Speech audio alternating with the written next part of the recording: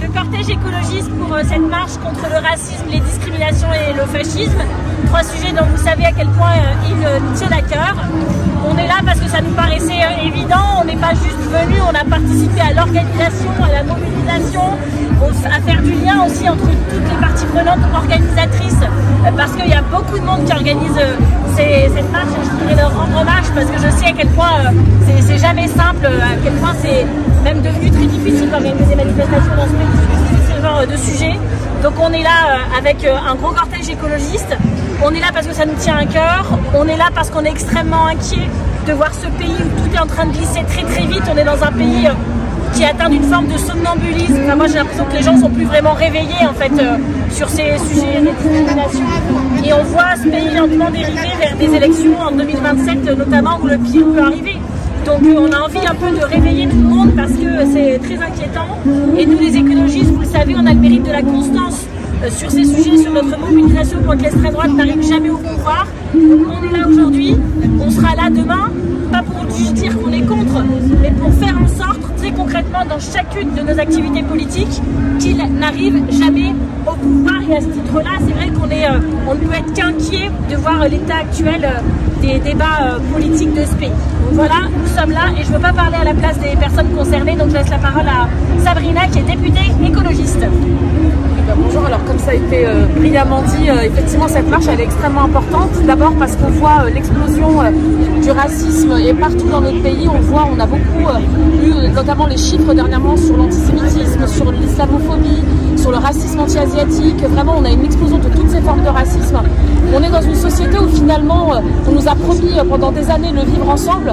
La réalité c'est que ce gouvernement et ceux qui se préparent à prendre la succession nous préparent plutôt à vivre les uns contre les autres.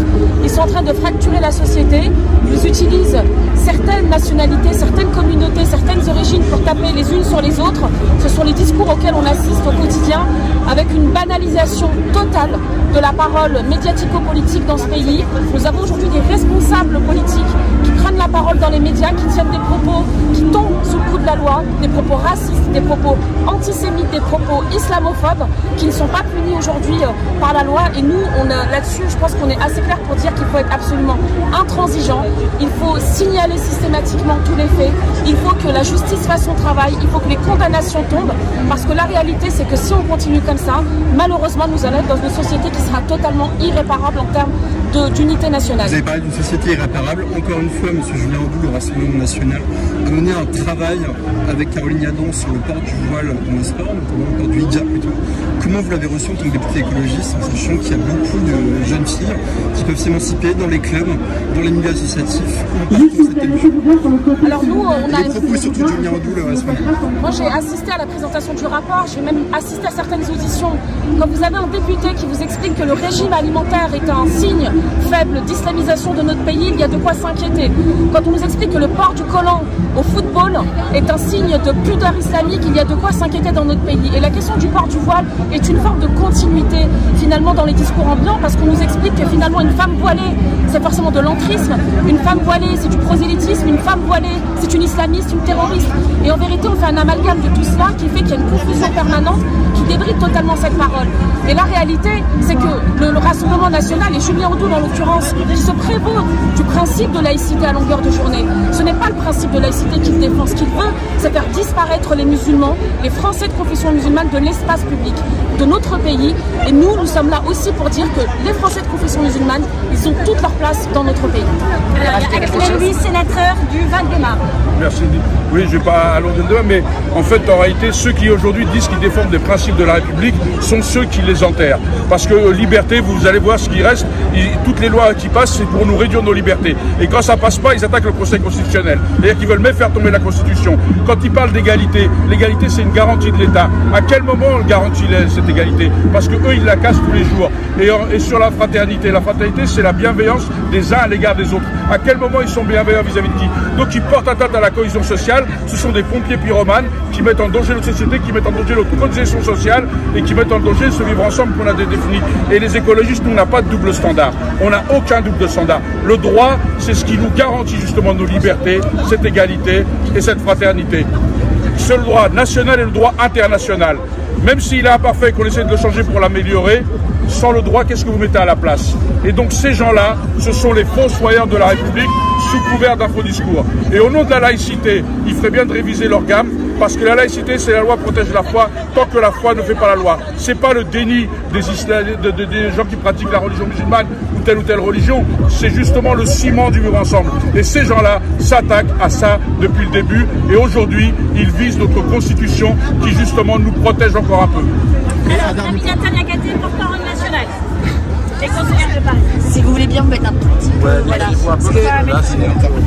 Moi, ce que j'ai envie de vous dire, c'est que les personnes qui me ressemblent, qui ressemblent à Sabrina, qui ressemblent à Ali, qui ressemblent à Aïfa, ce sont une chance pour la France.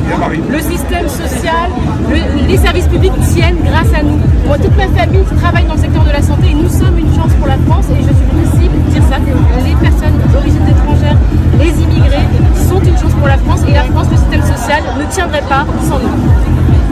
Clair, net et précis. Et Aïssa Galmi qui est en charge du projet La Direction des Verts. D'accord. Juste un petit mot pour partager une réflexion avec vous sur l'inquiétude qui est la nôtre quand on voit la rapidité avec laquelle la société américaine glisse dans l'extrême droite avec Trump. On est en droit de s'inquiéter quand on voit le projet du Rassemblement national en France, de savoir si les libertés tiendront en France, si les droits publics de certains citoyens qu'on considère en seconde zone tiendront en France, et si tout simplement le ciment qui fait notre société tiendra. On voit aujourd'hui qu'il y a des attaques sur le Conseil constitutionnel. Le président de la République a décidé de nommer Richard Ferrand, dont on ne sait pas aujourd'hui si on peut garantir l'indépendance à la tête de l'institution. Donc c'est vraiment une parole d'inquiétude que partagent les écologistes aujourd'hui sur l'état des droits et des libertés en France, sur demain. Si d'aventure certaines personnalités, notamment d'extrême droite, devaient accéder aux responsabilités, mais pas forcément d'extrême droite. Quand on voit les discours de Bruno Retailleau qui parle de l'état de droit comme étant un problème, on a en droit de s'inquiéter. Et nous, le message d'aujourd'hui, c'est vraiment de dire à tout le monde de se réveiller, parce que demain il sera peut-être trop tard pour nos libertés et nos droits. Et ce qu'on prend pour acquis aujourd'hui, les Américains sont en train de nous démontrer que c'est pas forcément acquis et que des libertés qui apparaissaient comme immuables ne le sont pas forcément, y compris en France. Est-ce que c'est une faute morale d'avoir conservé Bruno Retailleau au gouvernement en dépit de ses propos? Mais moi j'avais dit depuis le début qu'il méritait censure à lui tout seul. Donc vous savez qu'on n'est pas le fan club de Bruno Retailleau ici, même peut-être l'inverse. Juste, je vous donne un dernier fait parce qu'on n'en a pas du tout parlé dans les médias, ou en tout cas vraiment pas assez. J'ai rencontré la semaine dernière au Conseil régional des Hauts-de-France la famille de Jamel qui a été assassiné à Dunkerque à l'automne dernier, où il y a en ce moment l'affaire est portée en justice comme si c'était un crime passionnel ou un crime de jalousie, parce que Jamel a été assassiné par l'ex-conjoint de sa femme. Sauf que l'ex-conjoint de sa femme, voyez-vous, est le chef des brigades patriotes du Nord, un groupe fasciste extrêmement violent. Une vingtaine d'armes ont été retrouvées chez lui. Dans sa voiture, il avait une machette, il avait une arme chargée, beaucoup de drapeaux de la France. Et en fait, il y avait déjà eu 3 plaintes pour racisme déposées par Jamel contre ce monsieur. Jamel, il était éducateur spécialisé, c'est-à-dire qu'il connaissait les tensions, les moments difficiles, il savait gérer ça, mais s'il avait porté plainte, c'est qu'il en craignait pour sa vie. Un exemple, la fille de sa compagne et de son ex-compagnon, donc qu'il avait à domicile puisqu'elle était en garde partagée, ramenait quand elle rentrait chez son père des petits cadeaux pour Jamel, des cochons en chocolat, en pensant, elle, de son jeunesse, que c'était un cadeau et que c'était gentil. Donc il y a vraiment eu des actes racistes, et ce monsieur a percuté Jamel de sa voiture, il a roulé dessus, avant, arrière et remarche avant, avec l'intentionnalité de le tuer très très explicite, devant sa fille à lui et devant les enfants de Jamel. Aujourd'hui, les plaintes, donc il n'y a aucune suite qui avait été donnée, donc il a été mis en danger parce qu'il n'a pas été pris au sérieux. Et aujourd'hui, en justice, on ne parle pas de crimes racistes, mais de crimes passionnels, de jalousie. Vous voyez, et on n'en a absolument pas parlé dans les médias. Si Jamel avait écrasé en voiture, ce qui ne serait jamais arrivé, le monsieur des brigades fascistes du Nord, je pense qu'on en aurait entendu parler des semaines et des semaines dans certains médias, sur certaines chaînes, et que ça se serait imposé l'agenda national. Donc la réalité, c'est quand je vous dis qu'on est dans une société qui est devenue somnambule, c'est parce que ce genre de crime se fait sur notre territoire, de gens qui ont des groupes Facebook pour s'organiser, qui s'entraînent à ça. Et ils font quoi au gouvernement?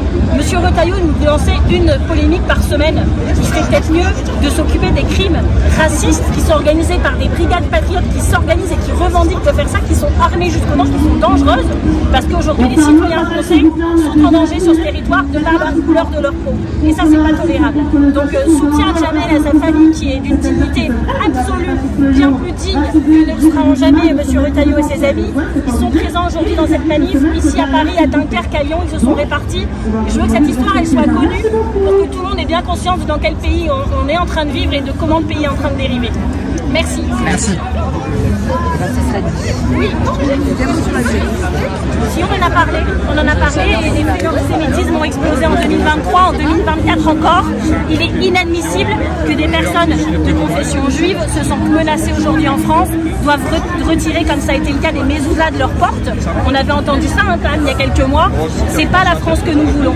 Nous combattons toutes les formes de racisme, l'antisémitisme, l'islamophobie, toutes les formes d'intolérance en réalité, et toutes celles et ceux qui subissent du fait de leur origine supposée ou de leur religion des discriminations dans ce pays ont notre plein et entier soutien. Toutes, il n'y aura jamais aucune ambiguïté de notre part là-dessus. C'est pas leur marche aujourd'hui, c'est une marche sur le racisme et les discriminations, et c'est de ça dont on a envie de parler parce que sinon on aura invisibilisé ces causes dont on parle très peu souvent. Donc on va se concentrer là-dessus, sur une position, vous l'avez compris, extrêmement claire. Merci à vous.